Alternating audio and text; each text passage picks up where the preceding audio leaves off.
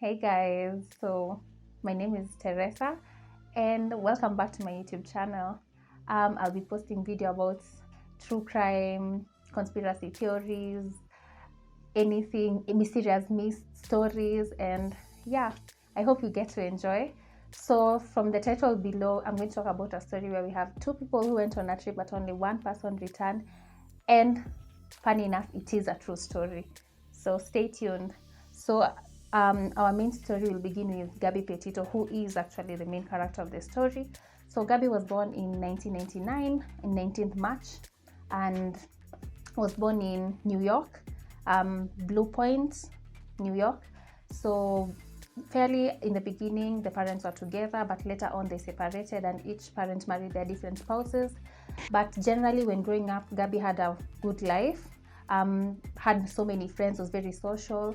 The parents even describe that she had this infectious laughter that actually will draw everyone towards her. She was so artistic, she was so adventurous.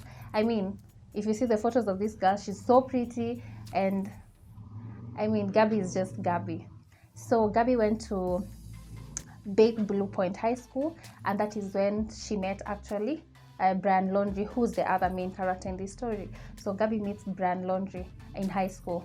They become friends. Then later on, that is around 2019, they start dating. And when they started dating, actually Gabby moved from their home in New York and moved to Florida. Florida by this was where Brian was residing. So I'll give a background story about Brian.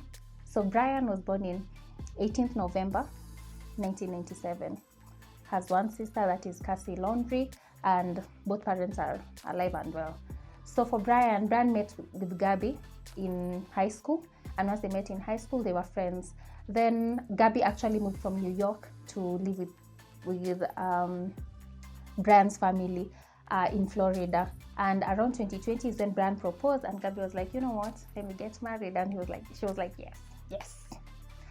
So the story, this is where actually the story begins, and we're having like this beautiful couple together. They're young, they just got engaged, and during this time that we had the COVID pandemic had really taken a toll on different people and different areas. So what does Gabby do? Gabby, being adventurous, decides, you know what, I want to pursue a van life adventure, and I'm going to take a 3 to 4 months tour around the states, and yeah, to just pursue this part of her. As I stated earlier, Gabby was so adventurous. So what does she do? She and Brian buy a white Ford transit van, modify it to fit a van life. For those who don't know about van life is where you basically live in your car and you travel across different places, and this is what both Brian and Gabby wanted. So they took their car, they furnished it, the white Ford van, and around July they actually decided to start the adventure, and it was beautiful. If you get to follow Gabby's page on Instagram, I think Gabby Petito, yeah, you get to see like it was such a beautiful adventure because she posted these beautiful photos, and at this point she was in constant communication with the family. She seemed to be enjoying. You can see from the videos. Just go to the YouTube page, to her YouTube page, and also to her Instagram page. You get to see how they were living their life. I mean, there was nothing wrong at this point.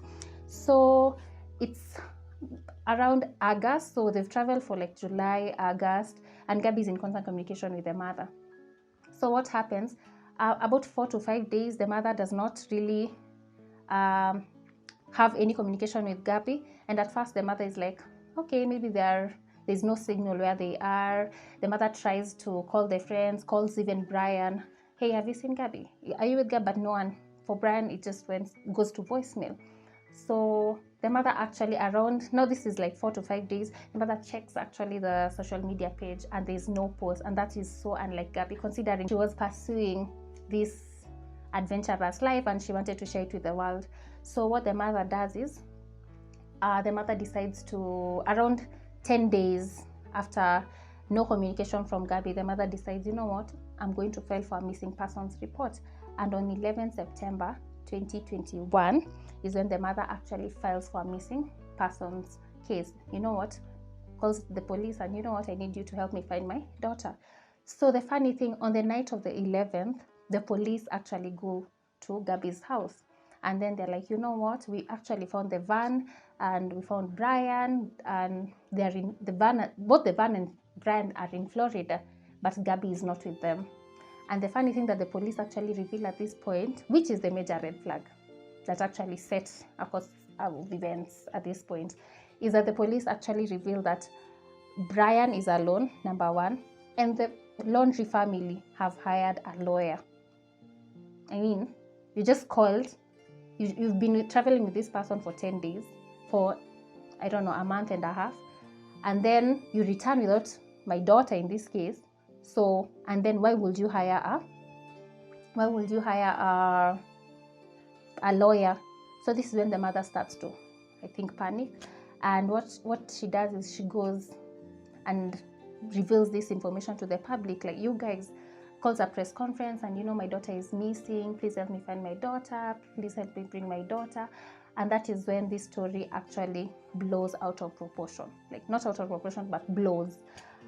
We have so many media outlets, the mainstream media come and pick this story, and it's not being broadcasted everywhere. You know what, there's a missing girl, this is the description, she went on a trip, she didn't return, if you have any information, please contact us. The father actually even addresses the Laundrie family, please, if you know anything about it, please inform us, because you know what, we actually need our daughter back. So that is what the parents do. That was around 16th September when they revealed.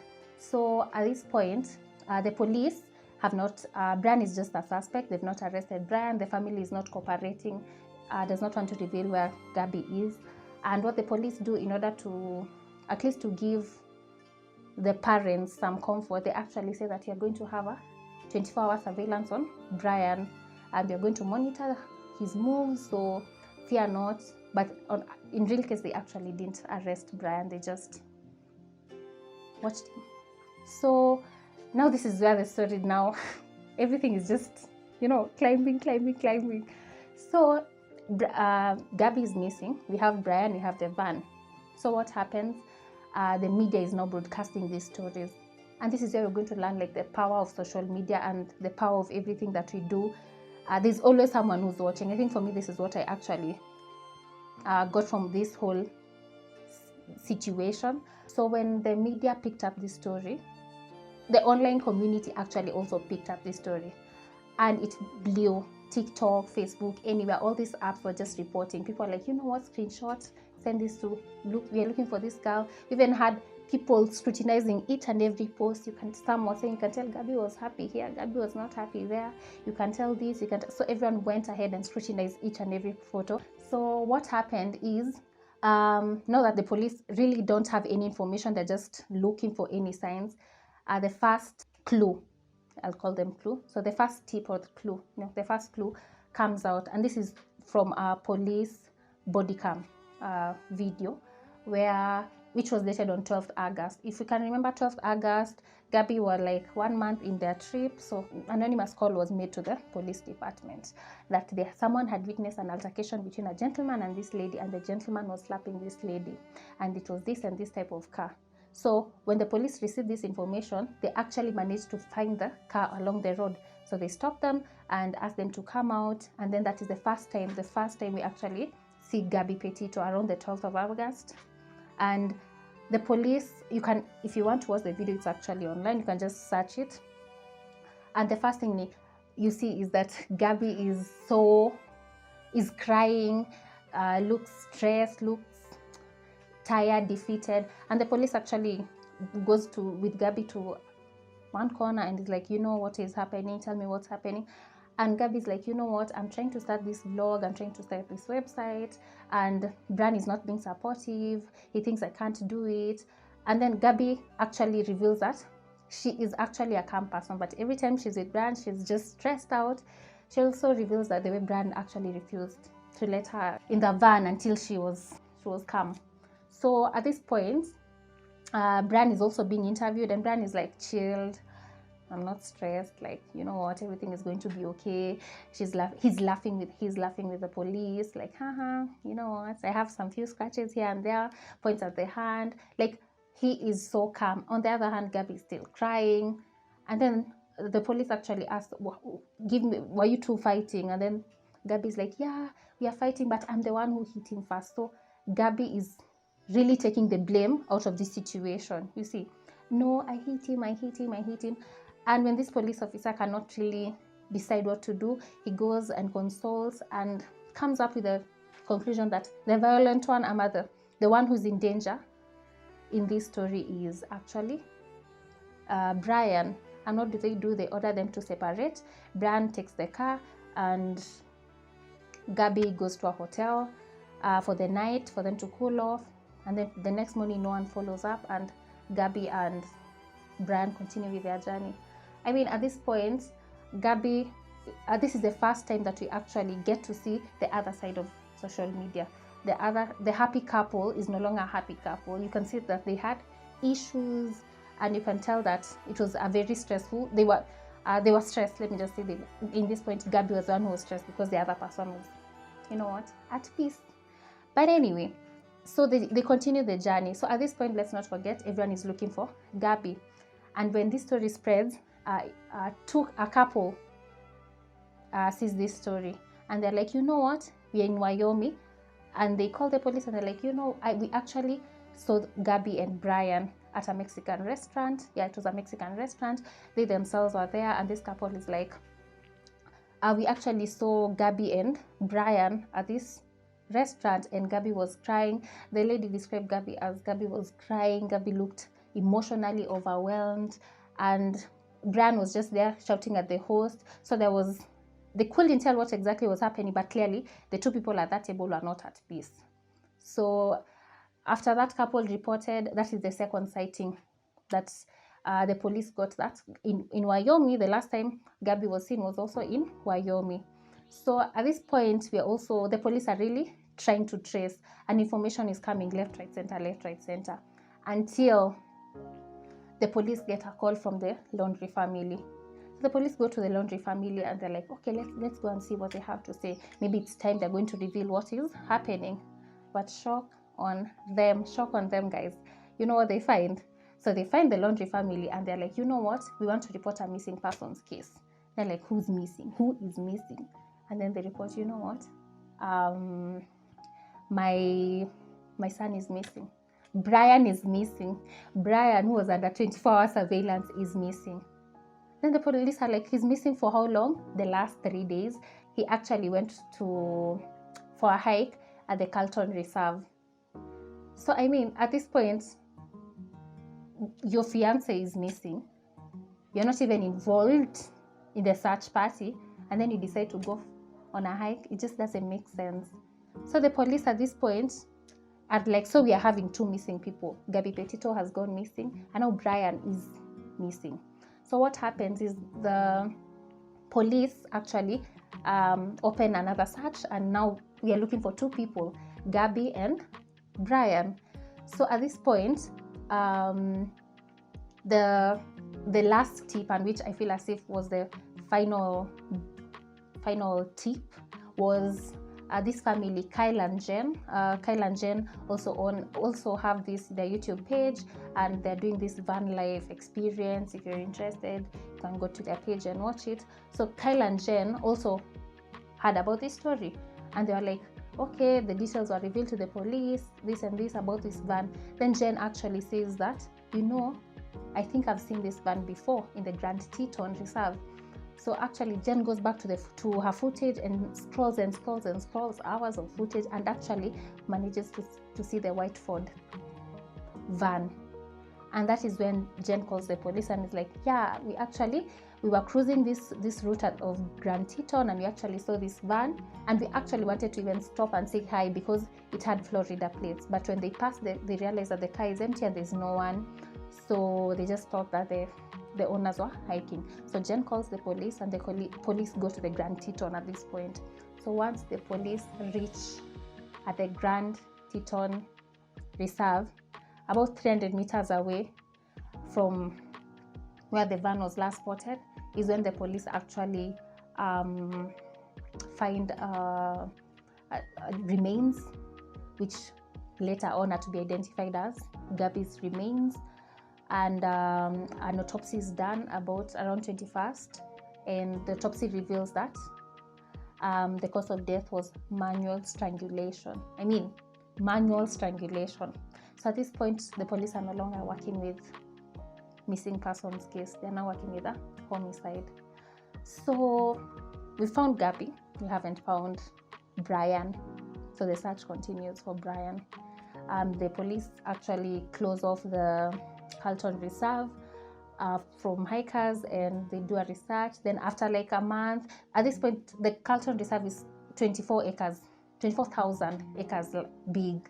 So as much as the police is using all the resources, they weren't able to go through it, easily, or even to find Brian. So, and also at this point, the weather was not that good. It had rained, so it was not easily navigable. So at this point now, the police are like, you know what, let's just open the Carlton Reserve, and we'll see how it goes. We'll still continue the search. And once the Carlton Reserve was open, who decides to go and look for the son? It's the father. So the Laundrie family decides, you know what, we are going to look for our son. And they actually go. So this is the part that is not clear. Is it the Laundries who found the body, or is it the police? Some people speculate that it is the Laundrie. The police actually indicate that they're the ones who actually found the remains. But all in all, on October 20th, the remains of Brian were found at the Carlton Reserve, and alongside the remains, there was a wooden box that contained a notebook, some clothes, some photos, and those are the ones that were collected. And when an autopsy was done, it revealed that the cause of death was a single gunshot wound to the head. So now we found Gabby, now we found Brian, and all of them are deceased. At this point, you're like, why? Because it's quite evident that Brian is the one who actually killed Gabby. And later on, like months later, the police are going to reveal that among the things that they found at a site where Brian actually passed was a notebook, and they believe that notebook has I don't know if it's a written confession, but it's been written that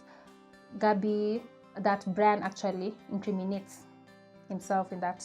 I don't know what it is. The police have not revealed that information, but at the end of the day, the big question that everyone is asking themselves is why? Because you can tell, like, Brian was actually an abuser, and it was emotional abuse. There's nothing bad like emotional abuse, which was actually sad that Gabby went through this.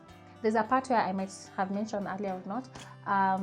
Gabby actually, the mother reports that she actually received that at that period when Gabby was not responding, she actually got a text.